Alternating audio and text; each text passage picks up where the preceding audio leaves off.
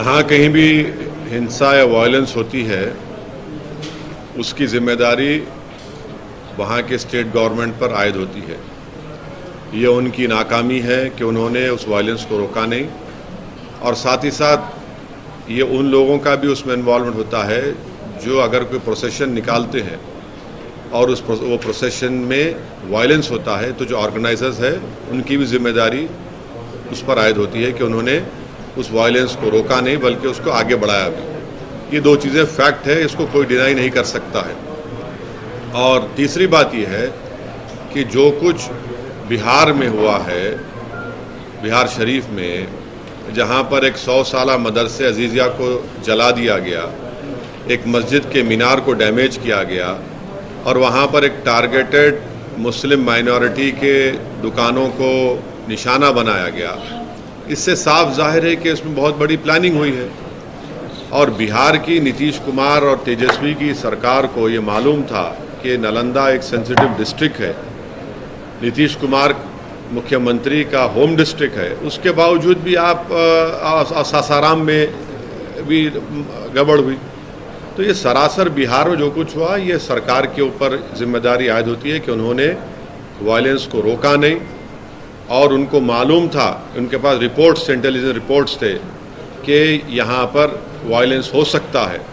2016 में भी इस तरह का एक वायलेंस नालंदा में हुआ था, और अफसोस की बात यह है कि वहाँ पर एक मदरसे अजीज़िया को पूरा जला दिया गया। 100 साल का मदरसा, 4000 किताबें, उसमें कुरान करीम भी है, इन्हें मैन्युस्क्रिप्ट से, रेयर मैन्युस्क्रिप्ट, उसको जला दिया गया है।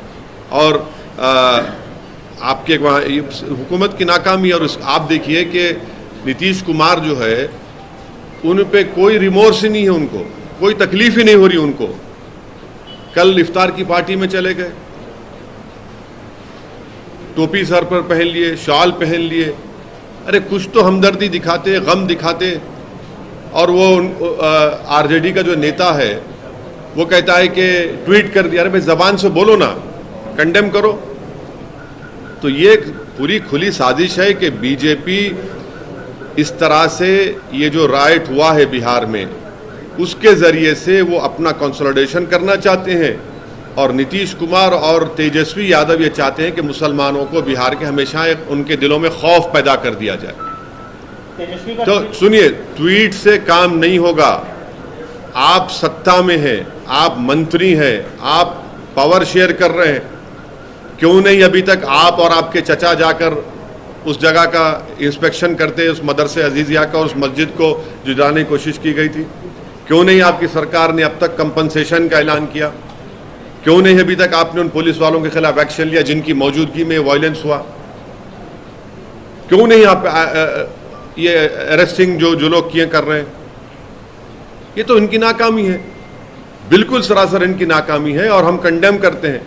और देश के होम मिनिस्टर बोलते हैं कि उल्टा लटका देंगे अगर उनकी सरकार होती। तो फिर वडोदरा में क्या हुआ? उल्टा लटका देंगे तो कर्नाटका में इदरीस पाशा को जिसने मारा उसको उल्टा लटकाएंगे होम मिनिस्टर साहब। कर्नाटका में आपकी सरकार है ना, आपका मुख्यमंत्री है। इदरीस पाशा को रामनगर डिस्ट्रिक्ट से किडनैप करके 20 लाख रुपए रैंसम पूछा गया, 20 लाख रुपये, और नहीं देने की बुनियाद पर उसको आप मोबिलाइज कर दिए, उसको उल्टा लटकाएंगे। जुनैद नसीर को हरियाणा में मार दिए ले जाकर, क्या होम मिनिस्टर अमित शाह उन जो मारने वालों को उल्टा लटकाएंगे? ये कौन सा ये बात करते हैं? तो बंगाल के हिंसा को कैसे देख रहे हैं सर? मैं जो वायलेंस होता है उसकी जिम्मेदारी स्टेट गवर्नमेंट पर आयद होती है, वो उनकी नाकामी है। और जो प्रोसेशन निकालते हैं उन पर भी जिम्मेदारी आयद होती है कि उनका प्रोसेशन निकाला गया, उनकी भी जिम्मेदारी होती है कि वायलेंस को ना होने दें। ममता बनर्जी ने ये बोला है सर कि जहाँ से प्रोसेशन निकलता है वो मुस्लिम इलाके में नहीं जाए, और उन्होंने ये भी बात कही है कि सेंटर से लोग आए थे, 5 स्टार होटल में रुके थे और उन्होंने पूरी साजिश रची है। तो आप क्या सो रहे थे? होटल में रेड मारना था, आप उनको उठाना था होटल से उनको। और अगर जुलूस का परमिशन जो एक रूट दिया गया था, अगर रूट से अगर कोई डाइवर्ट कर रहा है तो आप उनको रोक देते वहां पर। हर प्रोसेशन का एक रूट मैप होता है ना, आप रूट मैप को फॉलो करिए। तेलंगाना में भी हेट स्पीच का मामला सामने आया सर, रामनवमी के दिन केस तो दर्ज हुआ है लेकिन कोई पुख्ता कार्रवाई नहीं सुनिए, में भी हुआ है सर। हम तेलंगाना सरकार से इस बात का डिमांड करते हैं कि जिस शख्स ने वाहियात बातें की हैं उसका बेल का कंडीशन यही था कि वो दोबारा इस तरह की बकवास और हेट स्पीच नहीं देगा। उन्होंने इस तरह का भाषण देकर अपने बेल कंडीशन का वायलेशन किया है। हम उम्मीद करते हैं कि हाई कोर्ट में उनका बेल कैंसलेशन के लिए कमिश्नर ऑफ पुलिस और यहाँ का एडमिनिस्ट्रेशन उस पर एक्शन लेगा और उसी शख्स के खिलाफ महाराष्ट्र में भी एफआईआर हुआ है। तो वो बार बार अपने ही बेल के कंडीशंस को वायलेट कर रहे हैं और ये फिट केस है उनके खिलाफ लीगली आगे बढ़ने के लिए। और संगारेड्डी में जो पटनचेरू में जिस 3 बच्चों को मारा और पीटा गया मार्केट के मामलात में, कल मेरी डीएसपी संगारेड्डी से बात हुई है। उन्होंने मुझे यकीन दिलाया है कि वो अनलॉफुल कन्फाइनमेंट और असॉल्ट का केस बुक किए हैं। मैंने उनसे कहा है कि सर वो उसमें सेक्शन लगाइए 307 अटेम्प्ट टू मर्डर का, क्योंकि एक बच्चे का हाथ टूट गया, दूसरे बच्चे के दांत टूट गए हैं। तो खैर उनको नहीं पता था। आज हम हमारे पार्टी के लोग वहाँ गए हैं, उन बच्चों को भी लेकर गए हैं, केस रजिस्टर हुआ है और उन्होंने मुझे यकीन दिलाया कि अनकरीब में उन तमाम जो एलिज्ड एक्यूज है उनको जल्द से जल्द गिरफ्तार किया जाएगा। इस तरह की But घटनाएं sir, बढ़ रही हैं। how do you see the violence happened in Bengal and the blame game is on? Who is responsible? One side BJP saying that Trinamool leaders are saying that it's BJP. The issue is that this violence has taken place in a procession, and that procession permission was given by the state government of that respective state. So the responsibility lies at the organizers of the procession and also at the doorstep of the state government, because it is the failure of the respective state governments that they had failed in discharging their duty of stopping the violence. And secondly, it is the pre-planned conspiracy of the people who have indulged in violence. So the responsibility lies at both the people. Failure of the state governments, whether it is the West Bengal government, whether it is the Bihar government, and whether it is the mob lynching in Karnataka of Idris Pasha, or in Vadodara also. What was the government doing? In Bihar, in 2016, same communal violence had taken place. Everyone knows that Nalanda is a very communally sensitive area. It is also the home district of the Chief Minister of Bihar. It is a complete failure of the Nitish Tejasvi RJD government that despite having IB reports that a violence can take place, you had completely failed in stopping this violence. Because of their failure, an 100-year-old madrasa Azizia has been completely burned. More than 4,000 books, including the holy book of Quran, has been burned. And the most unfortunate part is that there is no remorse on the faces of the Chief Minister and the RJD leaders. The Chief Minister was having an iftar party yesterday. He and his coalition partner should have visited Madrasa Azizia. They should have gone and seen that one masjid minar that was damaged. They should have announced compensation. They should have announced that so-and-so police officers who were there on duty, who have failed in controlling violence, have been suspended. But no, you are not at all concerned. It helps Nitish Kumar and the RJD because they create a sense of insecurity among the Muslims of Gujarat. And on the other side, it consolidates the BJP support in the majority community. In this whole game which is being played between Nitish Kumar, Tejasvi and the BJP, Amit Shah and Modi, it is the Muslims and the people of Bihar who are suffering. Law and order has been thrown to dogs. At will, people are burning religious places. You are in the power, you are the state government. What steps have you taken? You take comfort in attending an iftar party yesterday, and now you take out today Sadbhavna rally. There was no need of Sadbhavna rally had you lived up to your duties. You don't announce compensation. You don't go and visit that place. Because you jolly well know that you create this sense of insecurity so that the Muslims of Bihar are always beholden to you. And at the same time, it helps consolidate the majority also BJP. There's a study of Yale University which clearly says wherever a communal violence takes place, it helps BJP. A man has been chief minister for years, Mr. Nitish Kumar, and he is not able to stop this. I condemn the behavior of Nitish Kumar and RJD government, that they have completely failed in stopping this burning of this madrasa and the attack on the masjid, and a targeted burning of properties of Muslims had taken place in Bihar. Sir how do you see the blame game? क्या बोले एक minute. How do you see the blame game happening? मतलब no See, one is taking responsibility. it is very easy, na. It is very easy.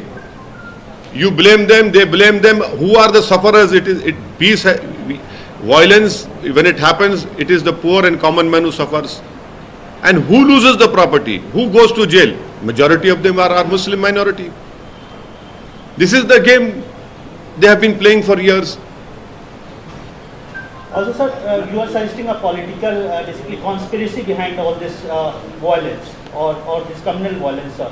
So you are hinting toward two particular party in ruling in Bengal and opposition. I am saying in context of Bihar. In context of Bihar, which I know, that had the Nitish Kumar RJD government had decided that no violence will take place, the violence would not have happened. They have failed in controlling the violence in Nalanda. Completely failed. They jolly well know that because of this violence, they send out a message to the Muslims of Bihar कि देखिए BJP आतंक कर रही है, अब आप हमारे साथ रहिए. और वहां पर बीजेपी क्या करती है कि मेजॉरिटी कम्युनिटी को बोलते देखिए आप अनसेफ हैं. तो दोनों का सियासी फायदा हो रहा है. नुकसान कौन उठा रहा है? गरीब उठा रहा है. किसका मदरसा जला, किसकी मस्जिद पे हमला हुआ, किसकी दुकान जली, कौन जेल को जा रहा है. यानी मुख्यमंत्री है और आप जबान से इसको कंडेम नहीं करते, ट्वीट करते हैं उनके अलायंस पार्टनर, इफ्तार की दावत कल खाते हैं, खजूर खाते हैं, कंपनसेशन अनाउंस नहीं करते, जाकर विजिट नहीं करते, वहां पर कुछ नहीं करते, क्योंकि मालूम ये कहां जाएगा बिहार का मुसलमान हमको छोड़कर. आप जाके मिलेंगे क्या? बिल्कुल. देखिए, जिस दिन मैं सत्ता में आऊंगा उस सवाल करिए मेरे से आप. मैं सत्ता में नहीं हूं. सत्ता में जो लोग हैं उन्होंने संविधान पर कसम खाई है और देश के होम मिनिस्टर बोलते हैं कि उल्टा लटका देंगे, उनकी सरकार आएगी. अरे उल्टा लटकाइए ना बिल्किस बानो के कातिलों को, रेप करने वालों को उल्टा लटकाइए. इदरीस पाशा के जो मॉब लिंचिंग हुआ रामनगर डिस्ट्रिक्ट कर्नाटका में, किडनैप करके मार दिया गया उसको. जुनैद नसीर के मारने वालों को उल्टा लटकाइए. अमित शाह साहब क्यों नहीं लटकाते आप एक तरफा क्यों बात करते हैं? आप तो भारत के होम मिनिस्टर है ना. जब आप उल्टा लटकाने की बात कर रहे हैं तो ठीक है, संविधान में उल्टा लटक जाएगा जब, तो सबको लटकाइए उल्टा आप. बोलिए. हाँ बोलिए. सर, चाइना ने अरुणाचल प्रदेश के 11 जगहों का नया नाम रिलीज किया, रीनेम कर दिया. क्या? अब सुनिए, तफसीली सवाल सुनिए. तफसीली जवाब यह है कि यहां पर मोदी सरकार एनसीईआरटी से मुगलों की तारीख को मिटा रही है, पास को. और चाइना जो है, जिसका मोदी जी G20 इंडोनेशिया में चेयर से, कुर्सी से उठकर पलटकर जाकर हाथ मिलाए थे, एनसीईआरटी में मुगलों की तारीख को मिटाया जा रहा है और चीन हमारी प्रेजेंट को मिटा रहा है. प्रेजेंट को मिटा रहा है, हमारे नामों को. ये इसमें खुश है और चीन प्रेजेंट नामों को मिटा रहा है. तीसरी मर्तबा हो चुका है. क्यों हो रहा है? क्योंकि चीन जानता है कि देश के प्रधानमंत्री मोदी जी चीन का नाम नहीं लेंगे. दूसरा, यह सरकार फैक्ट्स नहीं बोलती. तीसरा, इनका रिस्पांस वीक है. इसीलिए इन तीन चीजों की वजह से चीन हमारे प्रेजेंट को मिटा रहा है और मोदी जी की सरकार मुगलों की तारीख को मिटा रही है.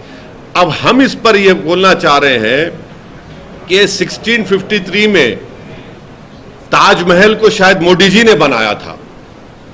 हाँ, 1648 में लाल किले को शायद नाथुराम गोडसे ने बनाया था। और 1857 की जो बेचारा जो बादशाह जो बर्मा जाकर मर गया, शायद वो सावरकर थे। और जो 1690 में जो पूरे विश्व का 24% जीडीपी था, शायद एम्परर मोदी जी थे, इसलिए 24% जीडीपी हो गया। यही प्रॉब्लम है, आप पास्ट को मिटा रहे हैं और चीन प्रेजेंट को मिटा रहा है। यह प्रॉब्लम है भारत में। चीन के ऊपर देश के प्रधानमंत्री एक शब्द नहीं बोलते, फैक्ट्स को छुपाया जाता है और वीक रिस्पॉन्स है। 3 चीजों की वजह से चीन ही हरकत कर रहा है। अब आप बोलिए क्या हमारा रिस्पॉन्स है? कुछ नहीं है, हम नहीं माने। अरे क्या आपके देश के इलाकों का नाम मिटा रहा है, आपको उसकी फिक्र ही नहीं है, मगर आप तारीख मिटाएंगे। 1650 में, 1640 में, सन 57 में क्या हुआ था। अरे भाई ये देखो, आप सत्ता में है, ये क्या हो रहा है, इस पर गौर करिए। सर, इस बार के पार्लियामेंट सेशन में बहुत सारी खेलबंदी हुई, कई पार्टियां एक साथ मिलकर खड़ी हुई, सब अपना अपना स्टैंड क्लियर कर रहे हैं। आप अभी तक अपना स्टैंड नहीं क्लियर। क्या मेरा स्टैंड क्या है? मैं तो हमेशा बीजेपी को अपोज कर रहा हूं और करता रहूंगा। तो मैं सुनिए क्या सुनिए जो मैं समझ गया आपका सवाल मेरे भाई। यूएपीए का जब कानून जुलाई अगस्त 2019 में अमित शाह होम मिनिस्टर लेकर आए थे, तो क्या कांग्रेस ने सपोर्ट नहीं किया था? और असदुद्दीन ओवैसी ने अपोज किया। हम तो हर कानून अपोज करते हैं, हम तो क्लियर कट हैं, बीजेपी के खिलाफ थे, हैं और रहेंगे आइडियोलॉजी की बुनियाद पर। हम तो कह रहे हैं कि 2 समंदर के किनारे एक हो ही नहीं सकते कभी। तो क्या 2024 में, जैसा कि तमिलनाडु के मुख्यमंत्री बोल रहे हैं कि अलग अलग चेहरे होने से नुकसान हो सकता है, तो एक ही चेहरा अपोजिशन का होना चाहिए, मोदी और बीजेपी को लेना चाहिए? क्या उन्होंने ऐसा कहा है क्या? हाँ, उन्होंने कहा कि सब विपक्षी पार्टियों को एक साथ एक मिलकर आना चाहिए और एक ही चेहरा होना चाहिए, ताकि मोदी को, प्रधानमंत्री को। एक चेहरा कौन है वो? केसीआर साहब सर। हाँ, इन्हें एक चेहरा, उन्हें बोले क्या उन्होंने? एक चेहरा कौन है? आप सभी लोग कोशिश कर रहे हैं। कौन? केसीआर साहब। नहीं, एक चेहरा उन्होंने बोले क्या? एक चेहरा कौन है? हम क्या बोल रहे हैं? भारत में अगर 24 में नरेंद्र मोदी को हराना है, बीजेपी को नहीं, नरेंद्र मोदी को दोबारा सत्ता से आने से रोकना है। बीजेपी अब नहीं रहे, खाली नरेंद्र मोदी पार्टी हो गई वो।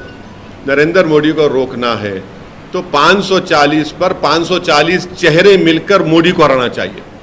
मैं शुरू से कह रहा हूं ये स्ट्रेटेजी कामयाब हो सकती है। अगर आप ये चेहरों को लेकर जाएंगे तो फिर बीजेपी को फायदा हो जाएगा। 540 में बहुत सारे तो वही लोगों के हैं ना सर। कहाँ नहीं, अगर जब मतलब आप ये कह रहे हैं कि सिर्फ मोदी जी है, 540 में जो अब हैदराबाद का इलेक्शन होगा, सिकंदराबाद का इलेक्शन होगा, वरंगल का होगा, आदिलाबाद का होगा, निजामाबाद का होगा, निजामाबाद वर्सेस मोदी। सुनिए, हाँ, अभी देख लो क्या होता, देखो अभी देख लो, महबूब नगर वर्सेस मोदी, किशनगंज वर्सेस मोदी। हाँ, ये होना चाहिए। अगर आप ऐसे चेहरों को लाएंगे तो फायदा नहीं होने वाला है। खैर वो लोग बड़े लोग हैं भाई, हम क्या बोल सकते हैं।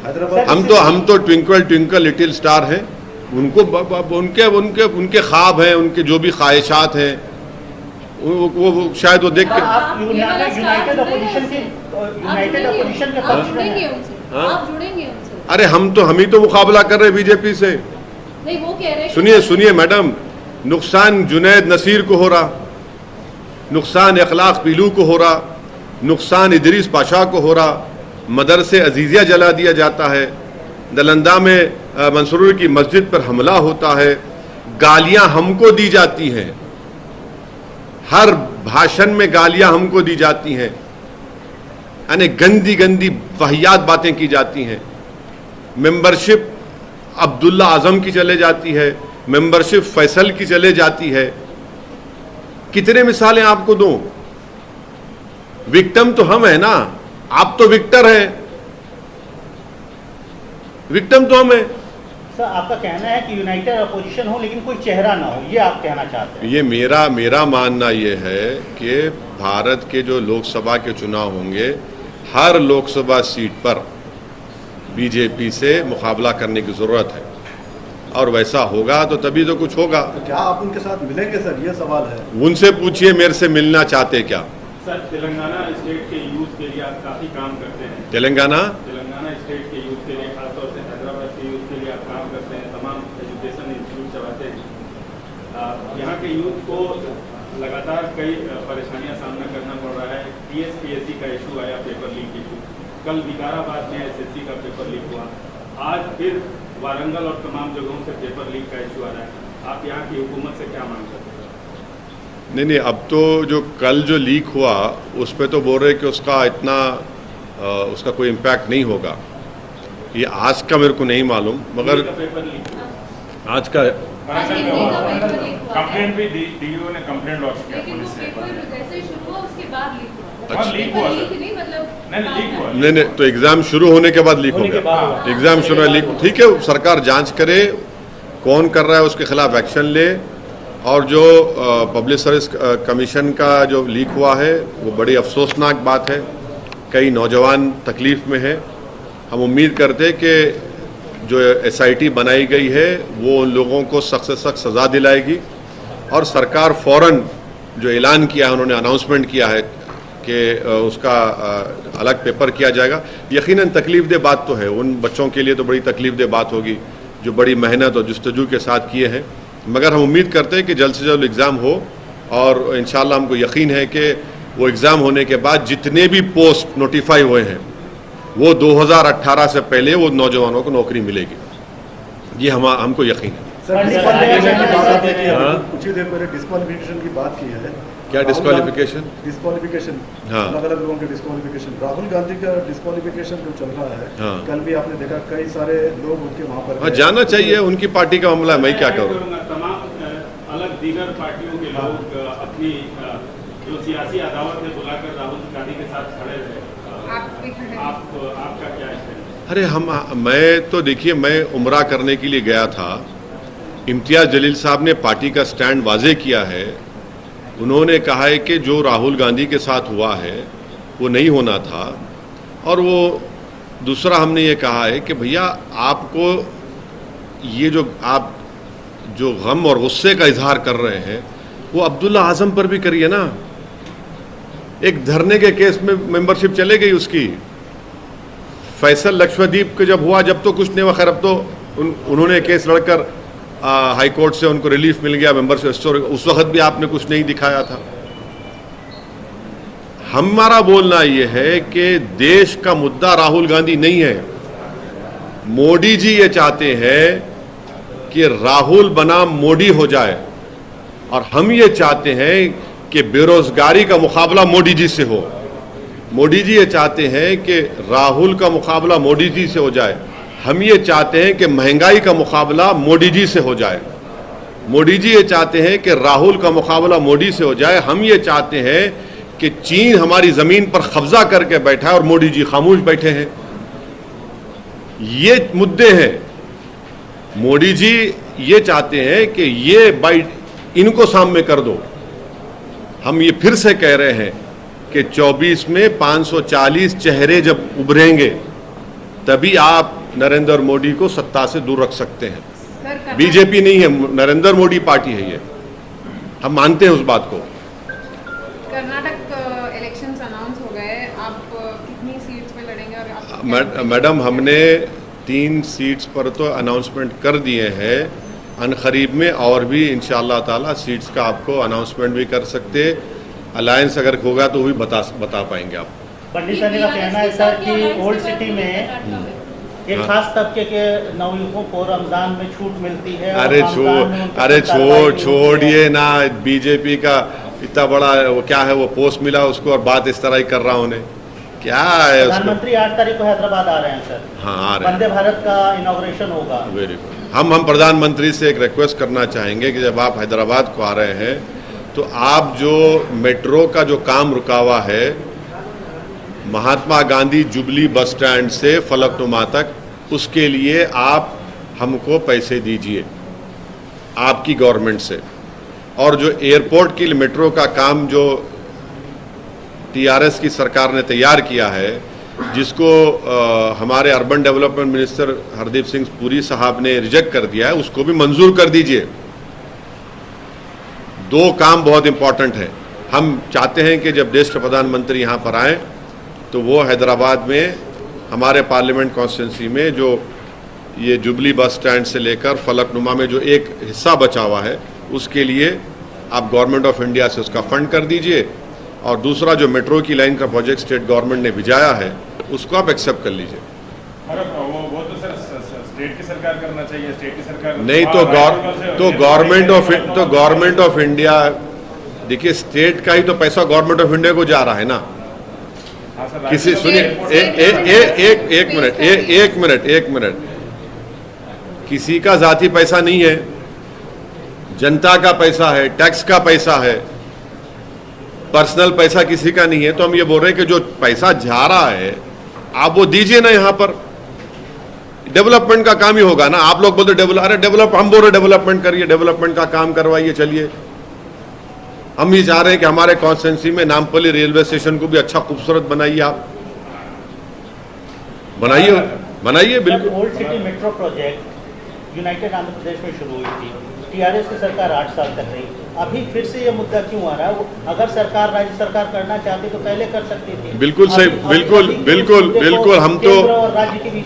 हम तो शुरू से इस बात का डिमांड कर रहे हैं कि प्लीज करवाइए, वो एक बिट बचा हुआ है, आप करवा दीजिए, हम तैयार हैं उसके लिए।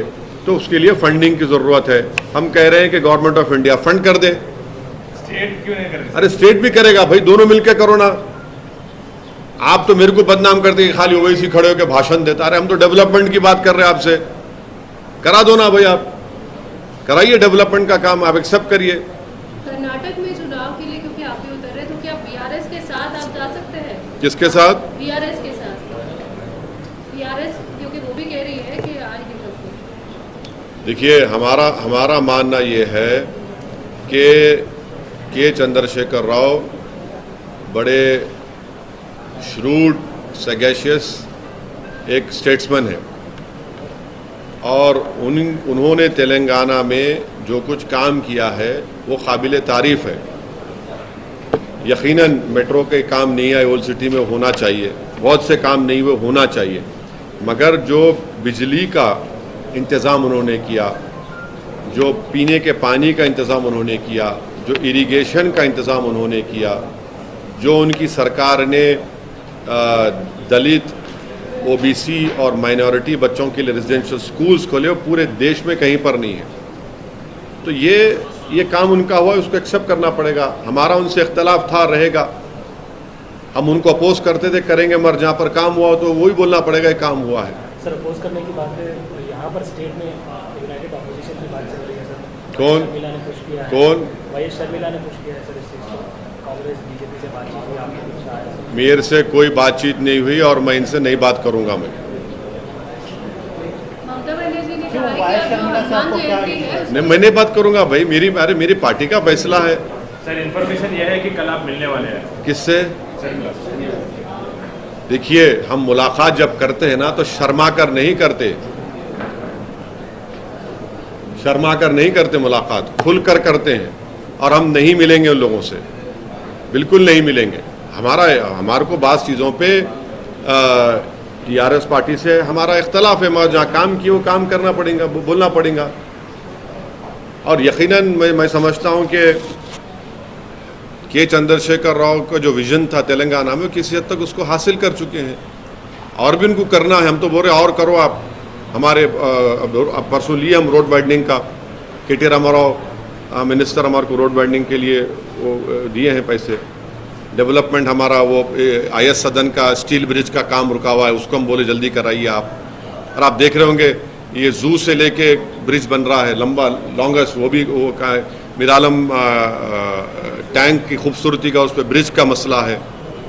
ये सब हम दौरा होना है सर आपका? हाँ, राजस्थान होगा। राजस्थान में हमने एक स्टडी करवाई है राजस्थान के मुसलमानों की बैकवर्डनेस के ऊपर, socially, educationally, poverty, health, unemployment, ये सब करा है। उसकी रिपोर्ट का हम अप्रैल के 2nd हफ्ते में जयपुर जाकर एक्सपर्ट्स को बिठाकर वो रिपोर्ट हम लोग रिलीज करेंगे और बताएंगे कि कैसा राजस्थान के मुसलमानों को ठगा गया है, चाहे वो भाजपा की सरकार हो या कांग्रेस की हो। वो रिपोर्ट रिलीज राजस्थान में पार्टी की क्या तैयारियां हैं सर? चल रही है पार्टी कैसे नहीं, कितने सीटों पे आप? देखिए, हमारी तैयारी चल रही है, हमको कामयाबी मिल रही है। हम जब बोले जनवरी में कि राजस्थान में बजट सिर्फ 99 करोड़ है, अशोक गहलोत ने उसको बढ़ा दिया, 299 करोड़ कर दिया। और फिर उसके बाद हम जुनैद और नसीर के घर पर जाकर मिले, मुख्यमंत्री को हमने कहा क्यों नहीं जाएंगे, उनको जाना पड़ा। हम हिसार गए, अब मुख्यमंत्री वहाँ पर जा रहे हैं।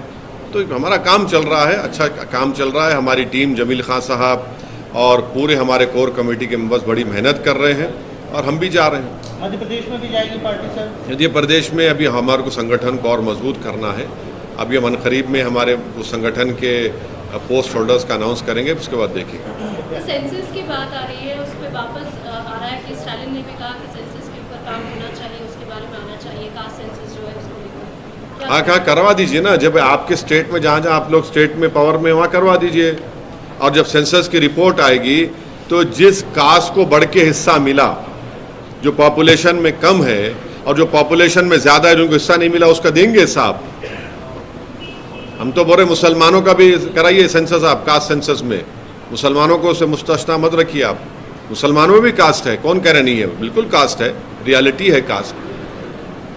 ममता बनर्जी जो है अब वो कह रही है कि हनुमान जयंती को लेकर जो है बहुत ज़्यादा सचेत और सतर्क रहना पड़ेगा। देखिए, लॉ एंड ऑर्डर और पीस मेंटेन करने के लिए ममता बनर्जी को पूरी कोशिश करनी चाहिए। हम भी जनता से अपील करेंगे बंगाल की कि क्यों आप वायलेंस की इजाज़त दे रहे, पीस को बरकरार रखिए, पॉलिटिकल फाइट लड़िए अपना।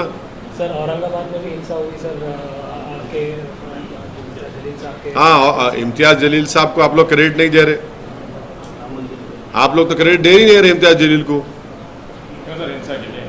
हाँ, हिंसा के लिए दे दो कम से कम। चलो, अगर वो मंदिर में जाकर नहीं बैठती इम्तियाज़ जलील तो क्या होता था वहाँ पर? 3 घंटे इम्तियाज़ जलील बैठे रहे मंदिर के, पूरे क्राउड को भगाए वहाँ से।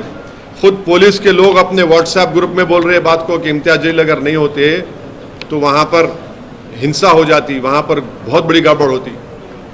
आप लोग सिर्फ नेगेटिव स्टोरीज को और सेंसेशनलाइज करने की स्टोरीज कैरी करते। इम्तियाज़ जलील पे करिए ना आप लोग।